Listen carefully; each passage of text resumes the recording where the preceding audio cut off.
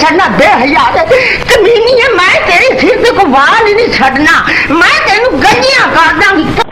पाकिस्तानी फिल्मी दुनिया के कुछ नाम ऐसे हैं जिन्होंने कम वक्त में ढेरों शोहरत और इज्जत कमाई और वो नाम आज भी उसी मोहब्बत के साथ लिए जाते हैं।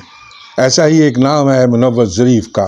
वो फिल्मी दुनिया में अपनी मेहनत से खुद को मनवाने की कोशिश में मगन थे। बाबा जी होश नाल गल करो, इस मझ दा मुल 5 पैसे पे पांदे हो, आ देखो तो सही है मझ को गजकते नहीं। तब उनकी मुलाकात हसाई घराने से ताल्लुक़ रखने वाली साइड रोल करती अदाकारा मलबा से हुई।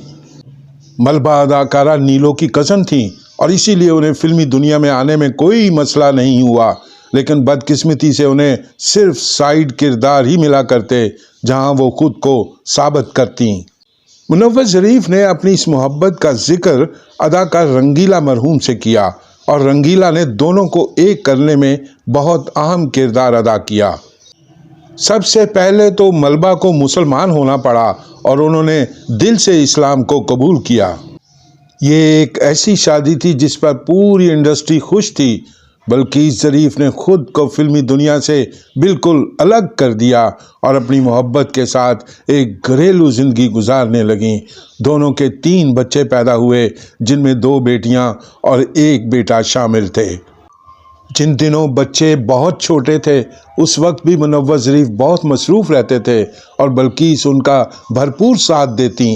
उन्हें कभी शिकायत का मौका नहीं दिया और ख़ामोशी से बच्चों को पालने लगीं। उनके लिए यही बहुत बड़ा सहारा था कि मुनव्वर ज़रीफ उनके शौहर हैं और उनके लिए मेहनत करते हैं। इस मोहब्बत को बहुत जल्द ही नज़र लग गई। मुनव्वर ज़रीफ कैंसर जैसी मूजी बीमारी में मुब्तला हो गए। उस वक्त भी बल्कीस उनका साथ देती रहीं। छोटे छोटे बच्चों के साथ घर भी संभालती और शौहर को लेकर अस्पताल के चक्कर भी लगाती। मुनव्वर ज़रीफ अपनी बीमारी के इलाज के लिए मुल्क से बाहर भी गए, लेकिन इलाज करवाए बगैर ही वापस आ गए। उस वक्त भी बल्कीस ने उफ तक न की और बीमार शौहर की खिदमत में मगन हो गईं। लेकिन फिर मुनव्वर ज़रीफ के जाने का वक्त आ गया।